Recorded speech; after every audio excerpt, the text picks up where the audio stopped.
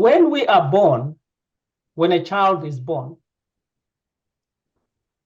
the majority of children begin crying. And that crying is a way of saying, I am not feeling safe. I need connection. So from the moment of birth, we are always seeking connection. We're always seeking to belong to somebody or to belong to somebody's. So we are naturally wired for connection. We are wired for relationships.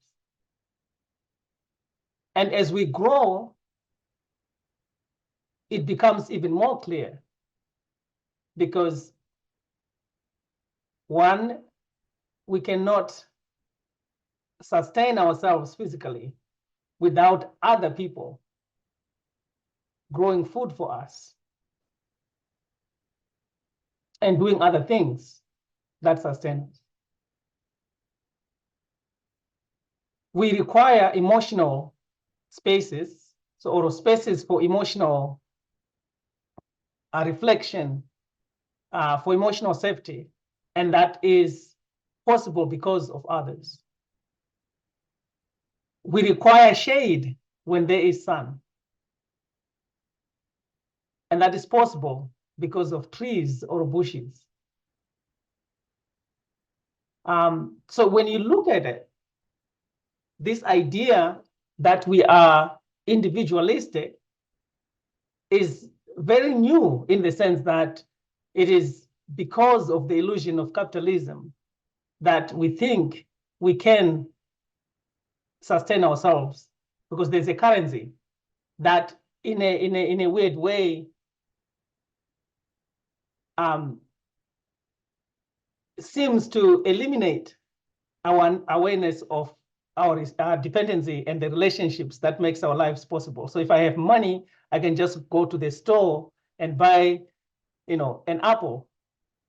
I don't necessarily need to go to the apple orchard and interact with the farmers to have access to those apples. So in a way, that money sort of invisibilizes the whole process of bringing to life an apple that I then can enjoy.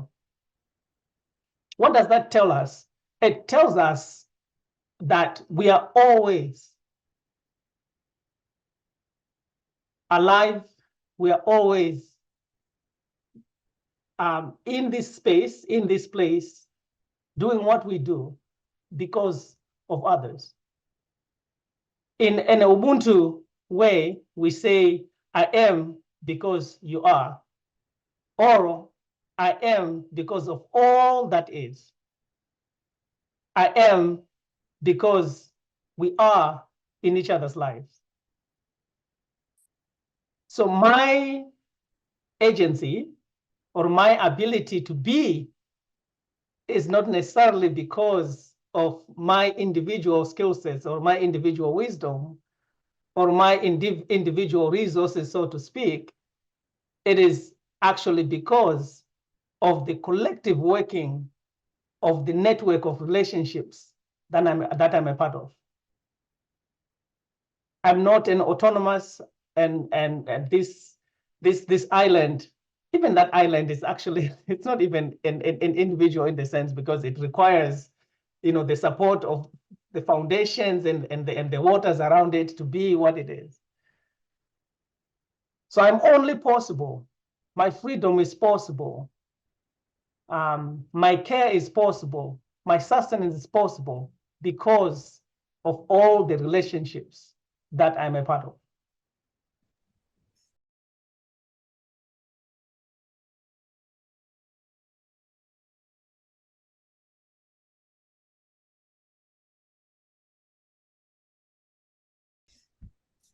When I came to Canada many years ago, 2001,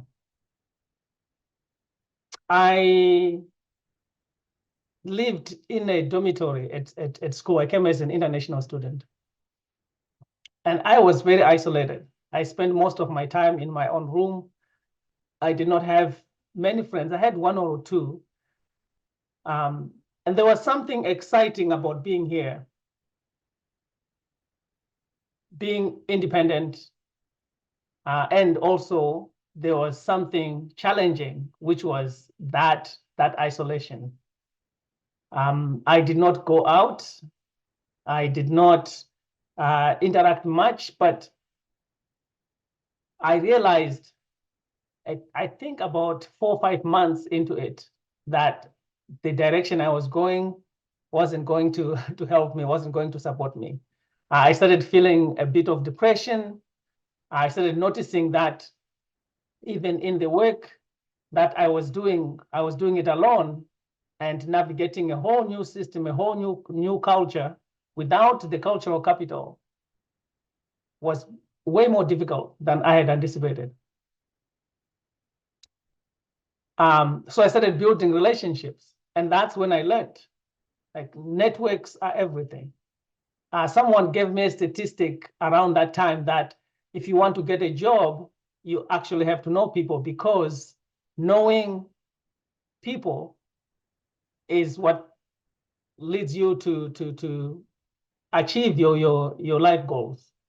I think at that time, the statistics was like 70% of people that get jobs got them because of the relationship that they had, and 30% were through what we call merit. So it is because of relationships that we got jobs, and we get jobs, I mean. And then it happened to me when I started going out and meeting people. That's when I actually got my first job, which was shoveling snow. Shoveling snow at the on campus. Anyways, so the point that I'm trying to make is that relationships are everything. Relationships are everything. I think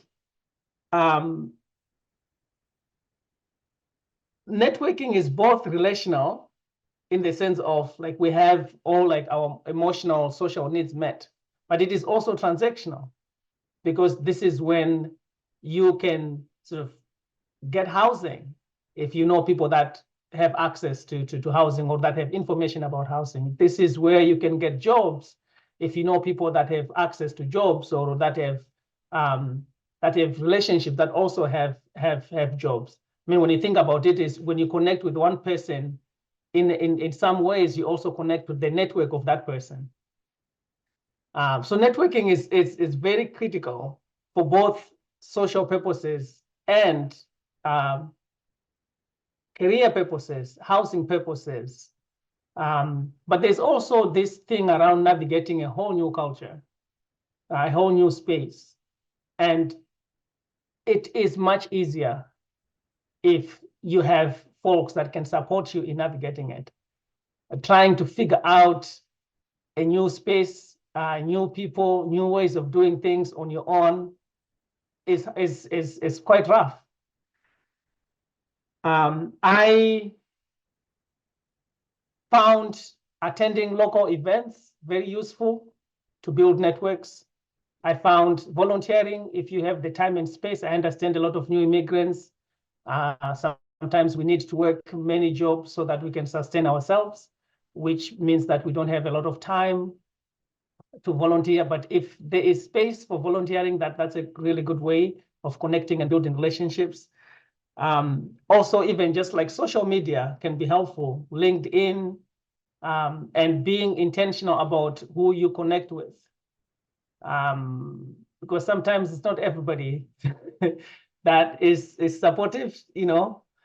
I think it's networks are great, and it's good to also be discerning around which networks you become a part of.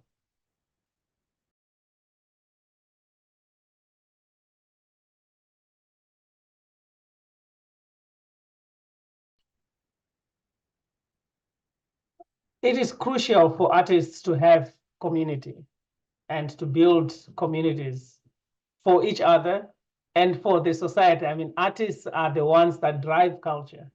Artists are the ones that introduce ideas in a way that is accessible and palatable to many in society. And also at the same time, artists are not as valued in society. And I mean like valued in the sense of, unless if you like become this big pop artist, then there is, there is value, but that value is mostly associated with how much money you're making and not necessarily the art itself that you're making. But a majority of us are not valued based on that by sort of the larger S society.